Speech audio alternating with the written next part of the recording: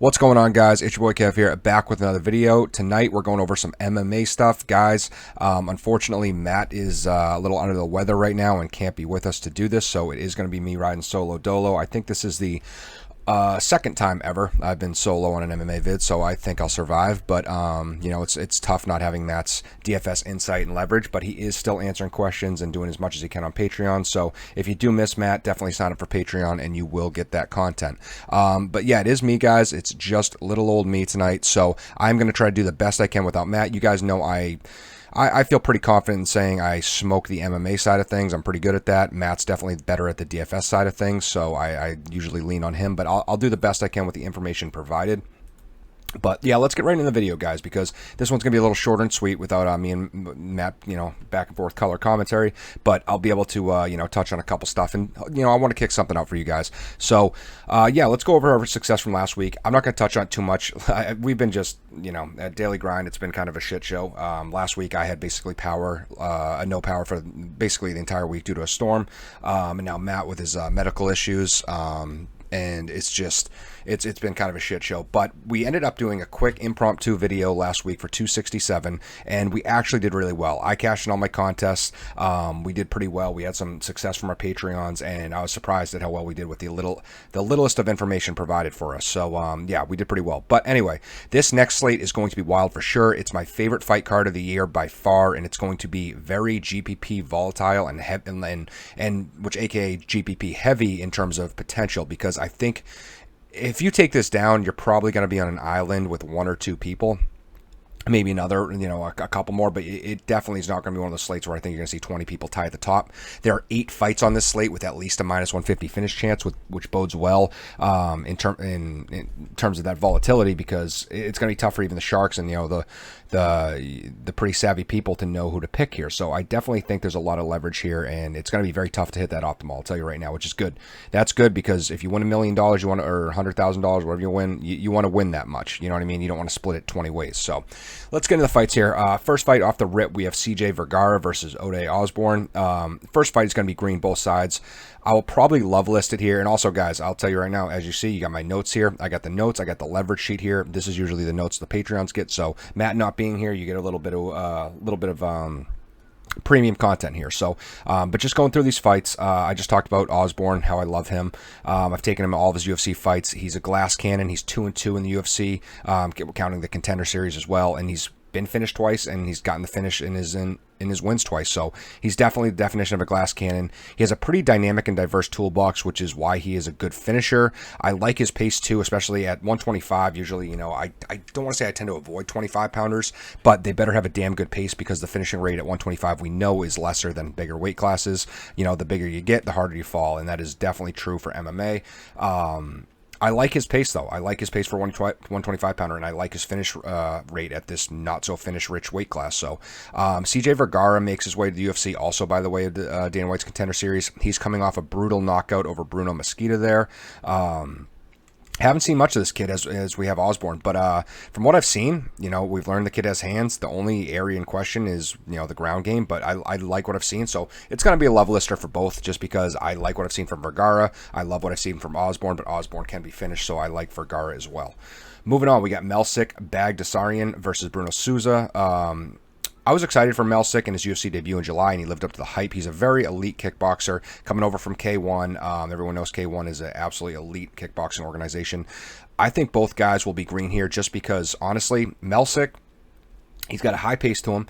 He's got a very high ceiling in terms of his kickboxing and striking potential, so he could just light him up or just get the knockout. Either way, he could score very well. And then I think Souza's live, because though he's not as experienced and I'm not super high on him, I'm high on the fact that Melsic was a kickboxer who hasn't had a ton of MMA experience. So there is a very reasonable possibility that Melsic ends up on the ground and still isn't ready. It takes a long time to craft this, guys, a long time. I can tell you, as a wrestling coach, I coach, you know, some phenomenal athletes who've been wrestling for 12, 13 years, and it still takes so long, and that's all they do. That's all they do is just train wrestling. And, you know, some are bright kids and good wrestlers. It takes a long time. Your body is so dynamic. There's so many, like, think of all the different positions to master in just a fight. All the different areas a fight can go. So even if I'm sure Melsic has done nothing but practice his jiu-jitsu and takedown defense, That being said, he's not in an elite level. I can just guarantee just by the amount of time he's spent there. So there's always that possibility he gets caught. So I definitely like that fight as well. Even finish chance though, so I'm not going to overexpose, but it's not a bad fight. Moving on, we got Dustin Jacoby versus John Allen. Super weird fight here because what makes this fight weird is the weird pricing. There's a pullout, and now you have John Allen at a plus 270, which a plus 270. I mean, let me put it this way. Jacoby is priced accordingly at minus 360. And these lines aren't super accurate, guys. I mean, they're accurate. I shouldn't say they're not super accurate, but they're not as up-to-date as possible. So definitely do a little research on that. That's where Matt usually comes in and hits me with the more accurate lines. But Dustin Jacoby, $9,600 for minus 360 makes sense. Now, if there wasn't a pullout and this fight just makes sense completely, that puts John Allen at whatever he is. Is that 6,600, I think, for... Yeah, 6,600, I believe, would be John Allen's pricing for his line. He's 7,800, so I can guarantee you he's going to be the lowest owned guy on the card. There's just no shot. There's no way he's not going to be the lowest owned guy on the card. Looking over to the ownership here, which I haven't done. Again, you can see how lost I am without a big chin, ugly Matt, because I don't know what I'm doing with ownership. So I forgot to talk about the ownership. These are the most current projections for ownership, and what we're looking at for CJ Vergara. Let's find him here. And like a fool, again, because I am not Matt, I sorted it by... ownership percentage and not the fight order, because again, I am not Matt. So let's try to pretend I can be Matt for a sec here. And CJ Vergara, we're looking at his ownership of 18%, and we're looking at Ode Osborne at 29%. I don't know what the benchmark is going to be, because last and finally, I am not Matt. But yeah, so you see that's pretty good leverage there for at least Vergara. Osborne's, carrying a little bit higher ownership, but still definitely playable. The last fight we just talked about, Melsic, is 23%. Souza's 9%, so that's great leverage there. I'm not as confident in Souza as I am for an underdog, say, as Vergara, so I definitely think Melsic is in a better spot. 23% is pretty low ownership, though. But moving on to the fight we just talked about, Jacoby and John Allen. John Allen is at 4%. That makes sense to me, so that's pretty up-to-date and accurate. He is carrying, it looks like, almost half the ownership of the next least owned guy, or somewhat close to that. Makes sense. Like I said, we got a plus 270 at 7.8K. That being said, there's your obvious biggest leverage play on the slate. If he wins, and this is the thing, guys, pricing doesn't necessarily matter if they win.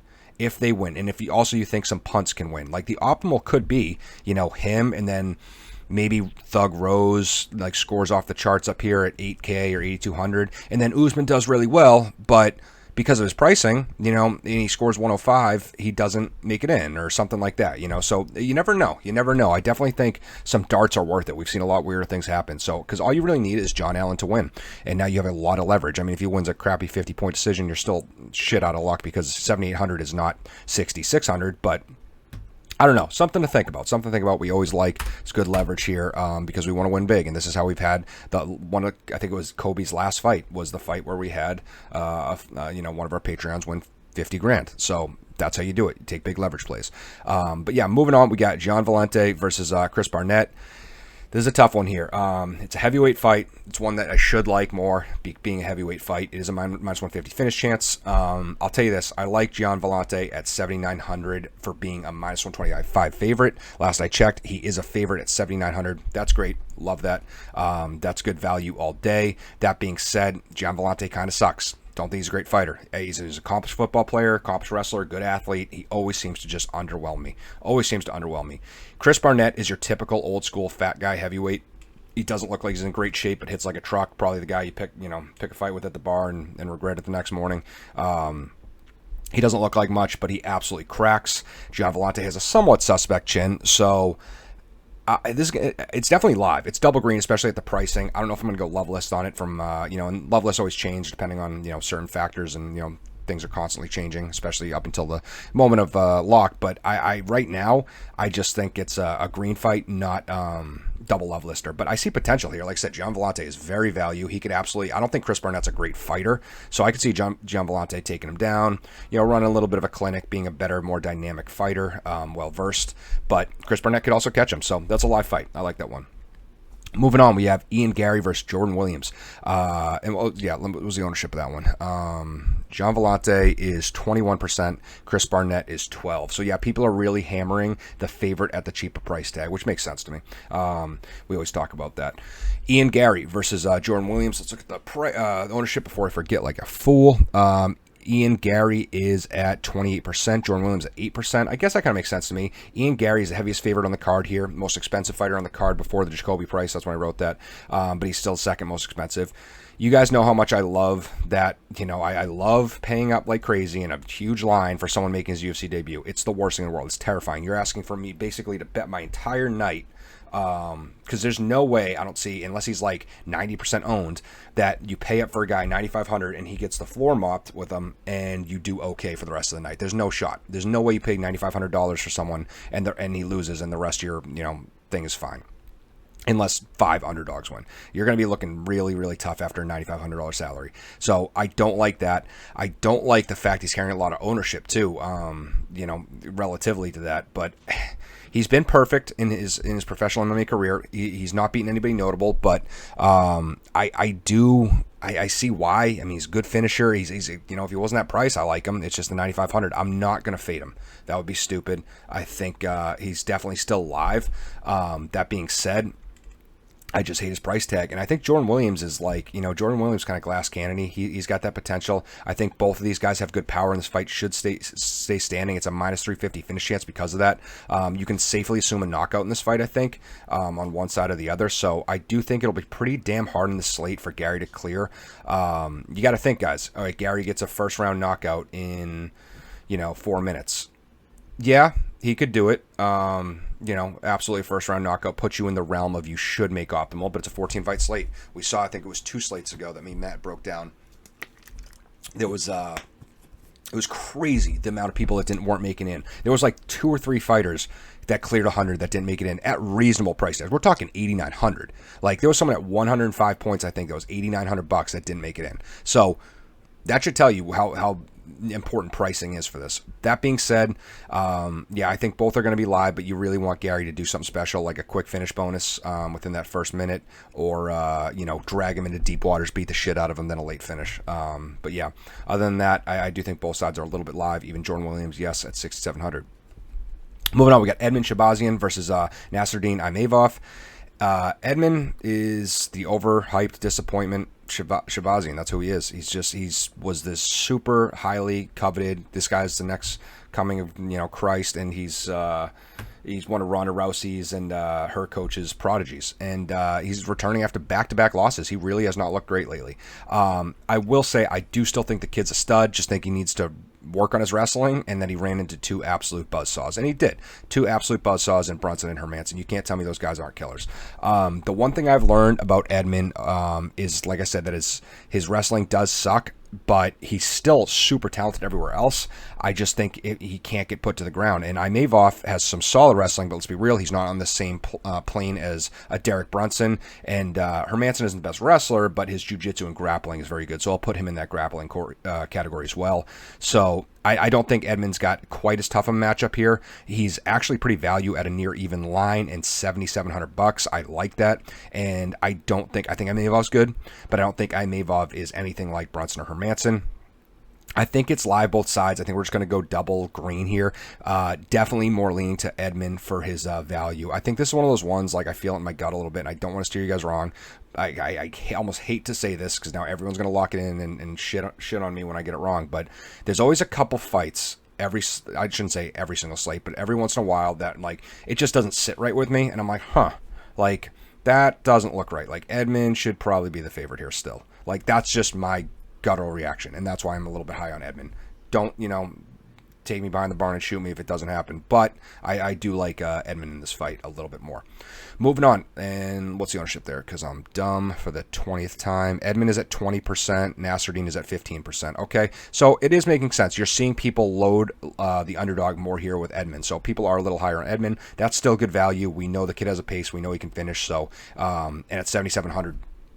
I would probably, to be honest, load this fight. I mean, I might just take both sides. Nasruddin's, that's pretty criminally low too.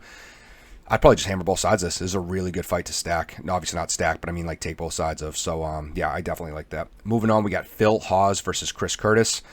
I hate Phil Hawes' price tag. Other than that, I do love Phil Hawes. I'll greenlight him. I think he's a very good fighter, really good pace, and he scores well in decisions. He can feasibly score a decision here and not finish and still clear 9,400. I know that for him. I feel a little more confident in him winning too. I just think he's a good fighter. His wrestling's very solid. His pace is solid. Carries big power in his hands. If he was cheaper, he'd be a love lister flat out. If he was 9,200, maybe even 93, I'd lock him in for a love list. 94 gets a little pricey on this card, but he's still very close. Chris Curtis, dangerous guy in his own right, and I'm putting him yellow. Maybe I'm sleeping on Chris Curtis a little bit here just because he has such heavy hands that it's going to be a little bit scary, because I did say I have faith in Hawes winning this, and you know Chris Curtis can catch anyone, but he should probably scare me more than he does. He just doesn't scare me that much. I'm going to put him as yellow. I think Hawes is just competing at a very high level, and you know there's a million guys out there with dynamite in their fists that you know don't make it because they can't connect. And I'm not saying Chris Curtis is that guy, but power shouldn't be the only thing to scare you. I mean, we see it all the time. How many times did John Jones fight some power puncher and they're like, oh, this is going to be the guy to catch him? Well, you got to fucking land first. So, and a lot of these guys, you know, are, if you're at that high of a level and that much of a separation of skill and gap, you know, you're not going to land as much. So I think Phil Hawes should win this one. Did I do the ownership on that? Phil Hawes is at 27%. Chris Curtis is at 10. So it looks like the public agrees. Is there leverage there for Curtis? Yeah, I would probably. I'm not going to take a lot of them. That's my stance. Marked him as yellow for you know, for objectively, but I'm probably going to avoid a good amount of him. Ally Aquinto versus Bobby Green. This is an interesting fight. It's a cool fight for fans. Kind of random, to be honest, but I think this has a ton of red flags on a 14-fight slate. It does suck because Bobby Green has a phenomenal pace, so I can't red light him.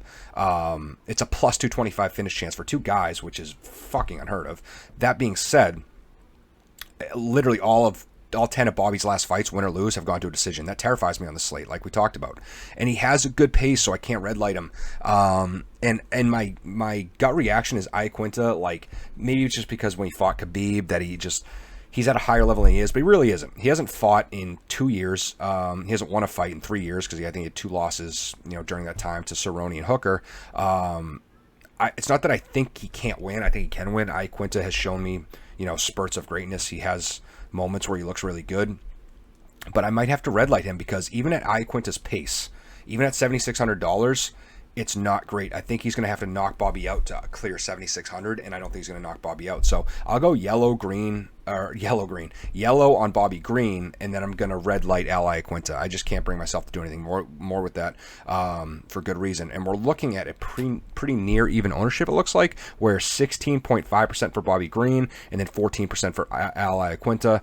I don't know, maybe people are just fanboying Aquinto a little bit. I mean, he is that, you know, that real estate fighter, but I don't know. He's I don't know. This is a weird one. I didn't expect him to have that similar ownership, but yeah. I mean, that's almost even more of a reason to fade Aquinto. So yeah, I'm not a fan of that as much. Moving on, we got Pereira versus Andreas Michailidis. Awesome fight. I'm fucking hyped for this one beyond words. It'll be a love lister for both sides. I don't see a world where this one doesn't end in a finish. I am so super excited to see Alex Pereira in action. He's an absolute freak. A lot of people out there may not know him, but he is the only person ever to finish Israel Adesanya and actually has beaten him twice in kickboxing. This was kickboxing, not MMA, but kickboxing is Izzy's base. It's like if you have, you know, Khabib, who's known for his wrestling. That's his thing. It's his wrestling. You know what I mean? Like that's how he makes a career. That's how he, you know, became one of the best fighters of all time, if not the best fighter of all time. And then some guy comes into the UFC who, yes, he beat Khabib in wrestling, but still, he beat Khabib at what Khabib does best and what Khabib has used to win a world championship. So I definitely think Pereira needs to get some respect. This is similar to the Melsic situation where I don't think he's had enough time on the mat, where he could easily be taken to the ground, and Michailidis is a good counter matchup for that. I mean, he's not the best ground guy ever, but I'll put it this way. I think the UFC, knowing how they do things, I would think they want to brand Pereira and give him a couple tomato cans to knock around and build his name up. The guy who beat Izzy. I mean, there's a lot of marketing potential there for them, a lot of money to be made off Alex Pereira and his name. That said, it doesn't really seem like they've done that much. They actually gave him a fighter who can fight a bit. I mean, I don't think Michailidis is the best fighter of all time. That being said, it's not Greg Hardy getting, the guy from the gas station pulled in so he can get a couple free wins for the hype. That's what they did with Greg Hardy, and then he started fighting real people, and it started not going as well. I think they're giving him a real fighter. It's not a cupcake matchup for his first UFC fight. So I definitely think Andreas has potential here. Both of these will be love listers. I love this fight. Great finish chance, great style counter matchup for each other, and I'm excited to see Pereira in action. I kind of hope he wins, to be honest. But I think Andreas is very live. Moving on, we got Frankie Edgar versus Marlon Vera.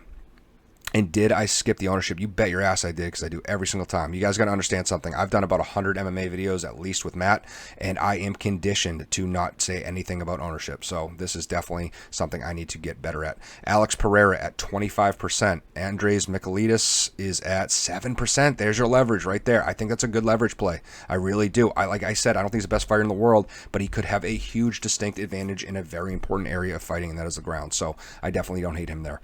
Frankie Edgar versus Marlon Vera.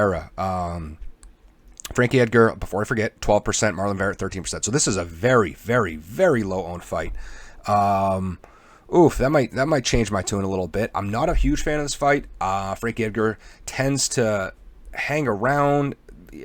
Sans, the Sandhagen knockout and a couple big knockouts, but he tends to hang around. Marlon Vera isn't the best finisher of all time. I will say this.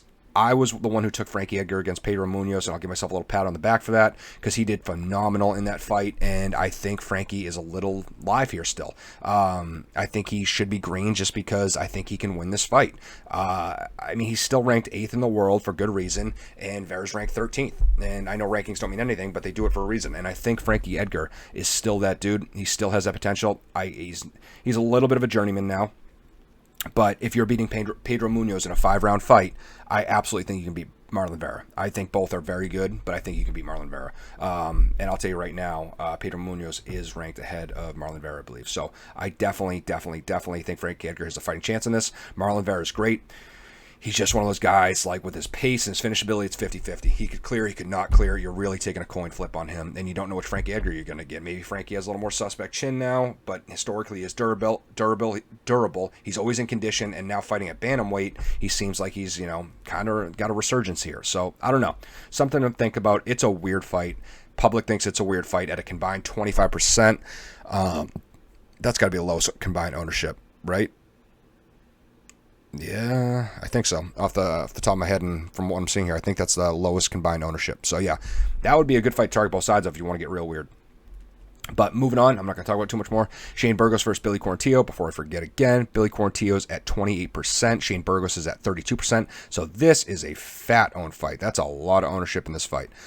Makes sense to a degree for me. Billy Cortio has a really good pace to him. I like Billy Cortio. We saw that in his fight with Gavin Tucker, where he just stayed super tough for 3 rounds, tough put away. Shane Burgos, tough guy. Hard to get that, recency bias out of my head of where he had that delayed knockout loss to Edson Barbosa. If you haven't seen that, go look up Shane Burgos versus Edson Barbosa. One of the weirdest finishes I've ever seen. Weirdest things in sports. I was almost surprised it doesn't happen more, especially with, the human body's weird. And you don't get to really choose how you react. It's, if you get hit. And, but long story short, he got popped. And it was like 5 seconds later before the initial hit actually sunk in. Maybe he just had a good poker face, but you can't fight science. So that was tough for him. But he's a well-rounded guy, pretty large for the weight, scores pretty well. Not amazing scoring wise relatively to his salary, but I don't know. I'll send him dead even with the yellow. I think Shane Burgos is right in that Marlon Vera category. Maybe a touch higher of just a complete coin flip. Will he win? Probably. I give him a 2/3 chance to win. Let's see what they have him here for a win percentage. Shane Burgos, 66%. God damn, I'm good. So what I say, 2/3? So right on the money. Shane Burgos, 2/3 chance to win. I give him a 50% chance of making the optimal. So, do the math. It's okay. It's not a bad pick. Billy Cortio, think he's a solid punt. I'll give him a solid yellow as well here. Maybe even green. I don't know. I just think he's very talented. He's well-rounded, strong grappler, black belt under Matt Arroyo. And he's tough. He's had a fairly successful UFC career, so I don't hate him as a punt. Moving on, guys, this is where we get the big fights. Unfortunately, and I'll tell you right now, they had to move these fights around, as a lot of you know. Justin Gaethje and Michael Chandler are now fighting, I think at the 5th spot, and Frankie, Edgar, and Marlon Vera are moving to the 3rd spot, or Shane Burgos moving down. I don't know. Either way, I kind of wanted to just get this like boom, boom, boom. But they moved it around because Trevor Whitman is coaching Gaethje. He's coaching Thug Rose. And I don't know if he's going to be coaching Usman, but he's been working with Usman. I'm assuming he'll coach Usman. But either way, they didn't want him to have to, do this and then plan for this. So I think they're going to have him work with Gaethje, and then he's going to have some time between his fights so he can work with Thug Rose, get her ready beforehand backstage and all that good stuff, as you want your coach to do for a title fight. So I totally get it. As a selfish fan, fuck you. But I totally get it. Makes sense. But yeah, Justin Gaethje versus Michael Chandler. My goodness. Oh my gosh. This is one of the most exciting. This has to be the most excited I've been for a non-title fight. I don't want to say ever, but prove me wrong.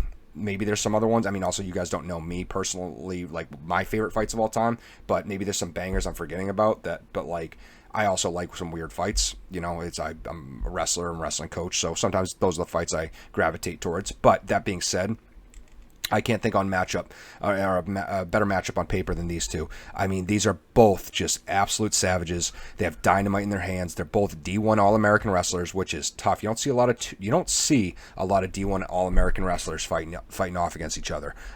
Usually one of them is running the division, or the other's running the division, or they come into MMA and maybe they're not as good at fighting as they were at wrestling. But these guys both used that wrestling and used it to catapult their striking. And this is why they say a lot of these wrestlers have. And again, I'm biased, of course, but they say these wrestlers have dynamite in their hands is because, and this is what DC says that would help him, you don't have to worry about the takedowns much. You have that low center of gravity, you have good balance, and you don't have to worry about the takedown because you're so confident in your ability on the ground and to defend that takedown even if they get in deep, that you really get to let your hands go confidently. And that's what both these guys do. Michael Chandler swings for the fences. Justin Gaethje used to do that even more so wild than Chandler, but he started, refining that a little bit. We saw that in that Tony Ferguson fight where he really looked technically superior to almost anybody in the division on his feet. Khabib fight didn't go as well for him. He looked nervous. He looked flat. He didn't look himself. But so that's tough to get out of my head with Gaethje. The Chandler fight with Oliveira, that's tough to get out of my head because he really looked good. And credit to Charles Oliveira. I mean, there's a reason he's the champ and is on such a high win streak. He, came back and looked awesome. And to be honest, we didn't have a huge sample size. That fight only went on for basically a round in 20 seconds. So, but I will say Chandler is the only one I've seen put Oliveira in trouble in a very long time. So, long story short, these guys they're just stylistically almost the same. They're both just hard-hitting wrestlers. And I know that, and I'm not dumbing down their talent level. They're both so good at what they do. They're both very dynamic. Michael Chandler does awesome finding his openings. Awesome. He's got a heavy right hand. He's your quintessential overhand right wrestler. That being said, he's very dynamic. He knows how to get in. He knows how to close distance. He knows how to protect himself. He does get a little wild sometimes, but I think he does a very good job of putting that right hand on his target. You know what I mean? And it's crazy how he does that. It's absolutely crazy how he closes distance. Now, we saw it with the Hooker fight. It's just, he's very accurate and he can catch anyone. Justin Gaethje, very similar. The reason he's the favorite here is he's been competing at a higher level for longer. He's been doing it to all the best guys in the world. And I think that Ferguson fight is really propelling, his favoritism here because he looked like a man possessed. I've never seen anything like that. That was a masterful performance. One of the best MMA performances I've ever seen in my entire life. So that would be why he's more favorited. Justin Gaethje said some stuff at the press conference the other day. He's like, he's going to turn into a bitch and try to wrestle me. I think that's just some chatter. I think that, and I'm not saying he's wrong. I think Michael Chandler, if it's not going his way, might try to wrestle him. I don't know who the better wrestler is. I really don't know. You can't tell me confidently you know who the better wrestler is. They have the same pedigree. I think Chandler works on his wrestling more. I'll say that, where Gaethje has really transitioned into the striking aspect. So maybe just off that alone, I'll give a little edge to Chandler. He's probably fresher. But Justin Gaethje is also an amazing wrestler. So I really don't know. This is going to be a great one. I would probably hammer both sides of this. It's a minus 265. It's going to be an ownership monster, I'm sure. Michael Chandler at 15%. That's great leverage. And I'll tell you this, his ownership wasn't much different against Hooker. I slammed Chandler in that fight. I was like all in on Chandler. And I like Hooker. And I made a lot of money that night. This one, I'm not as confident because at least with Chandler, I knew if he couldn't get it to going on his feet, he could take him down. I don't know if he can take Justin Gaethje down. Maybe he can. But I've been spending a lot of time on this fight. Obviously, I'm excited about it. You should be too. It's going to be a fucking banger. Absolute fireworks. But still pretty low ownership overall. I mean, that's what? 45% ownership. I mean, if you look at, the main event and this and the other thing, Shane Burgos and Cortio are at, what is that? 20. That's correct. 28 plus 32. Yes. So 60%. That's insane. 60% ownership compared to 45. I mean, this is, in my opinion, a much better fight. So definitely hammer this one. I'm going 100% on this. I think it makes the optimal. I don't see how it wouldn't. Because even if they don't finish somehow, the pace is going to be unbelievable. These guys don't have an off button. These guys got, one gear and it's go. So I definitely like them. Moving on, we got Thug Rose versus Wiley Zhang. I'm so split here because my first reaction is, why the fuck is Rose an underdog after winning the belt? That's so disrespectful. It's so like whatever you want to say. That being said, it's it absolutely blows my mind that like I said, it blows my mind, but I get it. I do get it because like as much as I want to be pissed about it and piss and moan about that Wiley is taking this much ownership and is the favorite and this and the other thing, I'm probably gonna load her up a bit. I'm a big Thug Rose guy, one of my favorite female fighters of all time. That being said, I do think we didn't get a big sample size. It was a little bit of a catch flash knockout. No, I want to call it a flash knockout, but it was a catch. It was a catch, and I still got in my head, think Wiley's a better fighter. Whether it's true or not, we'll find out. I almost hope I'm wrong. But I just have a feeling from what I've seen from Wiley that she's still a better fighter. But Thug Rose is one of these people. She's just perpetually undervalued and underrated as a fighter. So maybe she just is that good. And, she comes back and maybe it's just a couple of shitty losses like to Andrade and all that stuff that really make us think that. And she's just really elite. But I think this is a great fight to target. Obviously, a ton of ownership in this one, as it's one of the 5-rounders. We're looking at 40% to 32% more ownership for Wiley. As you can see, she's a favorite who's cheaper, and a lot of people think that first one was a fluke. I'm not saying it was a fluke. A lot of people think that, though. You can't tell me. This isn't like Kamaru and Covington. I don't have a sample size here. These guys fought for, no time at all, so there's really not a lot to go off of. I mean, they landed, like, if you look at the strikes landed, it's nothing. They barely fought. So I definitely think it's still a toss-up. I'm almost under the impression that, like, now you're looking at a situation where, like, when this first happened, Rose, I want to say, was like 7K or 7,200. Now, nothing's really changed. I know Rose knocked her out, and so don't yell at me and be like, what do you mean nothing changed? Rose knocked her out. But we haven't seen how they'll fight in a 5-round fight, you know what I mean, which this is a 5-round fight. And now Wiley's, probably $1,000 cheaper. So something to think about. That's why I'm loading up Wiley. I'm going to still overexpose at Rose, and I would be shocked if this fight doesn't make the optimal. I am a little more confident in Wiley's pace. Rose feasibly could win this fight and not clear, even at 8,200, even in a 5-rounder. I'm just saying she's done it before. I would not expect it, but she has done it before. She's more calculated than volume. So something to think about there, too. It might be a contrarian fade there, but just something to think about. I am more confident in Wiley clearing, just seeing what I've seen from her.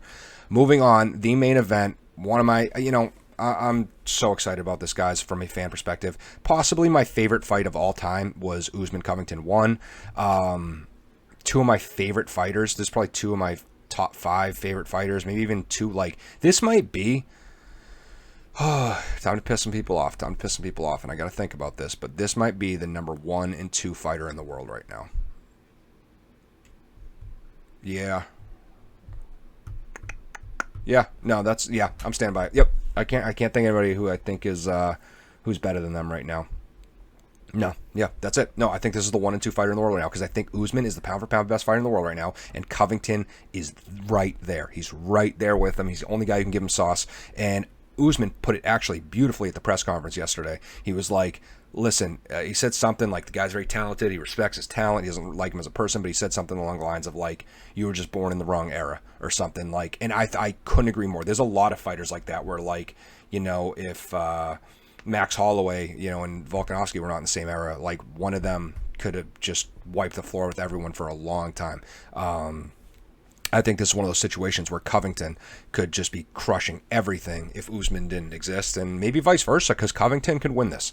Long story short, you can't tell me Kobe doesn't have an absolute fighter's chance. I think Usman should be the favorite, and I'm leaning towards, gun to my head, Usman winning this fight. I'm talking leaning towards. I'm not talking confidently. So I am so pressured to want to overload on Colby Covington right now. He's carrying half the ownership, and I'm looking at the price tag. This is a fight. I get he got his jaw broken, but this is a fight he had Usman in trouble. There's that whole thing with the groin shots and him being like faking groin shots and his body shot, all that crap. This was a fight, though, objectively. This is not an opinion. This fight was 39-37 Usman, 39-37 Covington, and 38-38 on the 3 judges' scorecards heading into the 5th and final round. So this was a dead even fight heading into the 5th and final round, and that broken jaw kind of put Colby away. I cannot understand the line right now. I can't get it. Yes, I think Usman wins, but he should be like, I'm minus 150. I'm sorry, you can't convince me otherwise. It was, if you don't believe me, go watch that fight. I've watched it 100 times. It was one of the closest fights I've ever seen in my entire life. It was such a good fight, too. Both looked phenomenal in their last fights against other opponents. Like I said, this is 1A, 1B. I think these guys are just competing at a different level. Kobe says he's got something for him this time. That's what everyone says. I got something for him that he hasn't seen before. I do think Covington's going to try to wrestle him. I think that's where he thinks he has a bigger advantage. I think his gas tank, it's hard to, I mean, this is, guys, appreciate this. Like, really, this is 2 of the most conditioned fighters we've ever seen in history, and they happen to be the same weight class during the same era. I've never seen anything like these guys' gas tanks. I have never seen, like, I would go as far as to say they're the 2 most conditioned athletes in the world right now. And I know, again, people are going to give me shit for that. Give me a counter. Give me a counter. Who is more conditioned than Kamaru Usman or Colby Covington? That's it. That's all I want to say. But it's a minus 130 finish chance. I think it's stackable. I think Rose and Wiley Zhang is stackable. I think your cash lineups, you stack both, and then you find someone, top heavy and get 2 heavy favorites in. So I like this fight. I gave you my piece. I do think Covington's going to try to wrestle him this time. Usman does look, working with Trevor Whitman, and he looks good stand-up wise right now. He looks sharp and he looks powerful, and he looks like he's always had that power, but now he's figuring out how to land it and set up his combos. Pretty scary stuff. So maybe that has something to do with the line as well. But I love this fight. Hammer it. Don't fade it. But yeah, that's going to do it, guys. Let me give you my little rundown real quick. I like, for GPPs, I like Vergara and Osborne, Pereira, and I didn't make the love list, but I don't mind Edmond, Hawes, and a couple of other guys I mentioned. Andreas makes a good punt, in my opinion, very low ownership, as we talked about. And then Usman Covington for the core plays. Outrageous paces and gas tanks from both these guys. Winner should score off the charts for sure. And then Rose and Zhang, crazy pricing, and I'd be floored if this fight doesn't make the optimal. Like I said, I think it should absolutely make the optimal. If there was ever a way it doesn't, it would probably be off of Thug Rose winning a somehow 100-point decision, and there's enough fights on the card to clear that. But that's going to do it, guys. Watch this fight, rent it. Don't I'm not I'll tell you this, I'm not saying I ever streamed or don't stream. I would never dream of streaming a fight like this. I don't want anything to go wrong. I'm buying this fight. I'll pay double. It's going to be a nasty card. So and UFC's not paying me to say that. They should, though. That you guys should start paying me. But thank you guys for tuning in. If you like it and like the video, please like, subscribe, and smash that notification bell. I'll be answering questions in the Patreon, all that good stuff up until lock. I can't wait, guys. It's going to be a banger. And as always, let's cash.